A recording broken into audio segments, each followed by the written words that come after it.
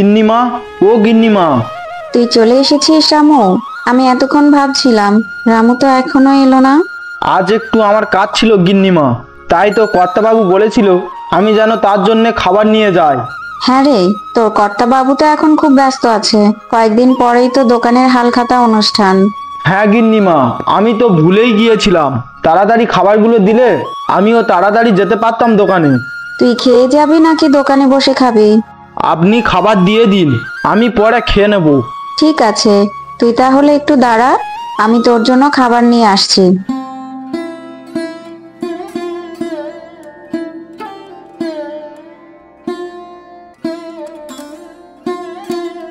আরে নগেন যে, তা তোর কি খবর শুনি? আরে দাদা, খবর খুব একটা ভালো না। আজ কদিন ধরে শরীরটা খুব খারাপ, কাজবাজ করতে পারিনি, তাই ঘরে যে চাল ডাল কিছুই নেই। এই তোদেরকে নিয়ে হয়েছে আমার যত জ্বালা। কাজবাজ তো করবি না ঠিক মতো, তারপরে সামনে এসে এমনভাবে বলবি উপকার না করে আমার আর কোনো উপায় থাকবে না। বিশ্বাস করো দাদা, কাজ করে আমি তোমার সব টাকা শোধ করে দেব, তুমি কোনো চিন্তা করো না। বলি, দিনে দিনে কত টাকা বাকি হলো সে খেয়াল কি তোর আছে? এত টাকা তুই দিবি কি করে? দাদা, বাড়িতে বউ ছেলে না খেয়ে আছে, ওদের মুখে যদি না দুমুঠো খাবার তুলে দিতে পারি তাহলে এ জীবন রেখে আর কি লাভ? বড় মুশকিলে ফেলে দিলি রে নগেন। রঘু শোন, চাল ডাল মশলাপাতি আর কি কি লাগে ওকে দিয়ে দে। শোন নগেন, তোর তো অনেক টাকা বাকি হয়ে গেছে, এত টাকা দিতে তো তোর অনেক সময় লেগে যাবে, কিন্তু সামনে তো আমার হালখাতা, সেই জন্য বলছি তোর ওই দক্ষিণের মাঠের জমিটা আমাকে দিয়ে দে। আর হ্যাঁ, তার জন্য কিছু টাকাও দেবো তোকে। কিন্তু দাদা, ওই জমি তো। আহা, ওইসব বলে আর কি হবে বলতো দেখি? যেটা বললাম সেটা কর। আমার হালখাতায় কিন্তু সব টাকা শোধ করতে হবে, নতুন বছরে নতুন খাতা খুলতে হবে তো। আচ্ছা ঠিক আছে দাদা, আমি এখন আসছি।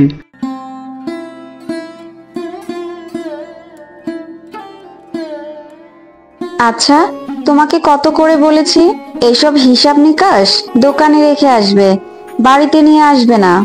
আরে গিন্নি, সামনে তো আমাদের হালখাতা, তাই তো খাতাটা সেরে রাখছি। কার কাছে কত বাকি আছে পত্র দিতে হবে না? তা ওইসব কাজ কি তুমি দোকানে বসে করতে পারো না? বাড়িতে কেন এনেছো?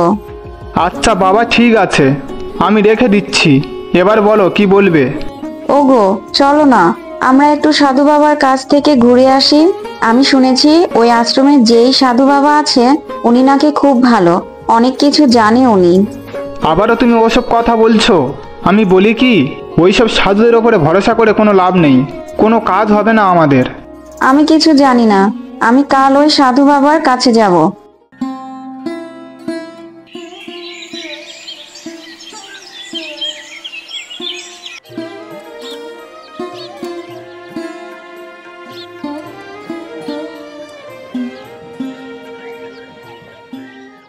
কে তোমরা মা? কোথা থেকে এসেছো? বাবা, আমরা ওই দূর গ্রাম থেকে এসেছি, শুনেছি আপনার কাছে এসে কেউ নিরাশ হয়ে ফেরেনি, তাই তো আপনার কাছে ছুটে এলাম বাবা। বলো, আমি তোমাদের কিভাবে উপকার করতে পারি? বলছি বাবা, আমাদের বিয়ে হয়েছে অনেক দিন হয়ে গেল, কিন্তু আমাদের কোনো ছেলেপুলে হচ্ছে না। আমার এত সম্পত্তি, কে দেখবে আমার পরিবর্তে? আমাদের হাতে যে কিছুই নেই রে, সব যে ভগবানের হাতে। বাবা, যে করেই হোক না কেন আমাদের একটা সন্তান দিতে হবে, তার জন্য আমাদের যা যা করতে হবে আমরা তাই তাই করব, আমাদের শুধু একটা সন্তান চাই। মারে, কত রকম গাছ আমরা দেখি, কত গাছে ফুল ফোটে, কিন্তু সব গাছে কি আর ফল হয় রে মা? সবই তো ভগবানের ইচ্ছাতেই হয়। তাহলে কি কোনো উপায় নেই বাবা? শুনেছি আপনার কাছে এসে কেউ কখনো নিরাশ হয়ে ফিরে যায়নি, তবে আমরা কি এই প্রথম? না রে বাবা, আসলে আমি যে কিছুই করতে পারি না, কিন্তু মানুষকে সৎ উপদেশ দিতে পারি। তুই তোর কর্মের কারণে তোর কপালকে বেঁধে রেখেছিস। শোন বাবা, মানুষ তার কর্মের ফল ভোগ করতে এই পৃথিবীতে এসেছে। আজকে তুই যা করবি, কালকের গিয়ে তার ফল তোকে ভোগ করতে হবে। নিজেকে শুধরে নে। তার মানে বাবা, আপনি বলতে চাইছেন? হ্যাঁ রে বাবা, আগে নিজেকে পরিবর্তন কর। পাপ পুণ্যের মধ্যে যে অনেক তফাৎ রে বাবা। ঠিক আছে বাবা, তাহলে আজ আমরা আসি, আমাদের আবার দেখা হবে। চলো গিন্নি, চলো।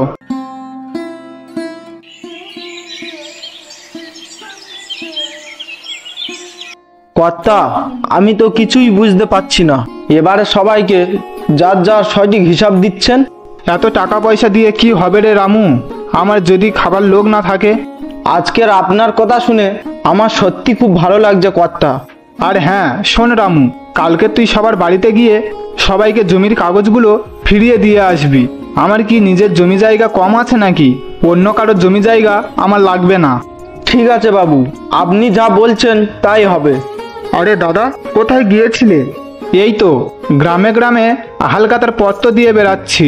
তা শুনলাম এইবারে নাকি তুমি সবাইকে সঠিকভাবে হালখাতা পত্র দিচ্ছ। এটা তুমি একটা খুব ভালো কাজ করছো দাদা। শুধু তাই নয় নগেন, আমি এতদিনে যা অন্যায় কাজ করেছি তার প্রায়শ্চিত্ত করছি। শোনো দাদা, তুমি যাদের কাছ থেকে জমি ছিনিয়ে নিয়েছিলে তাদের জমিগুলো ফিরিয়ে দিলে তারা তোমার জন্য মন থেকে অনেক প্রার্থনা করবে। এখন আমি চলিলে এখনো যে অনেক পত্র দেওয়া বাকি আছে।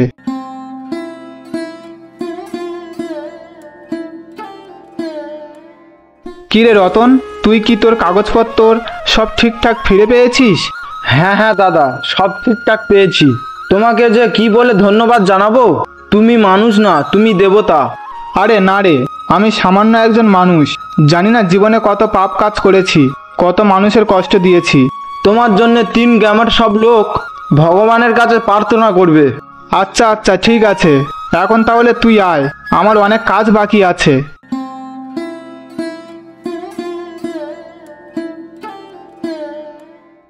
কিরে বাবা, এখন তাহলে তুই কি বুঝতে পারলি?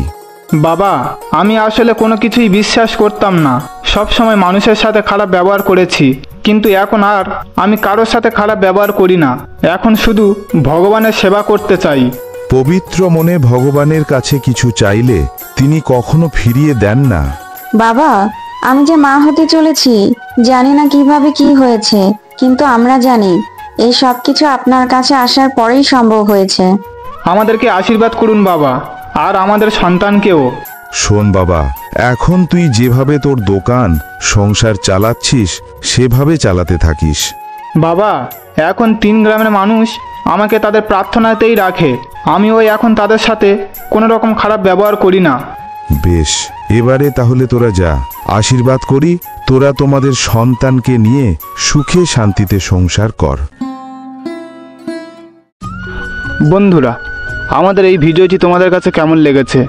যদি ভালো লেগে থাকে তাহলে ভিডিওতে একটা লাইক, কমেন্ট আর সাবস্ক্রাইব করতে ভুলবে না। দেখা হচ্ছে পরবর্তী নতুন কোনো গল্প নিয়ে। ততক্ষণের জন্য সবাই ভালো থাকবে, সুস্থ থাকবে। ধন্যবাদ।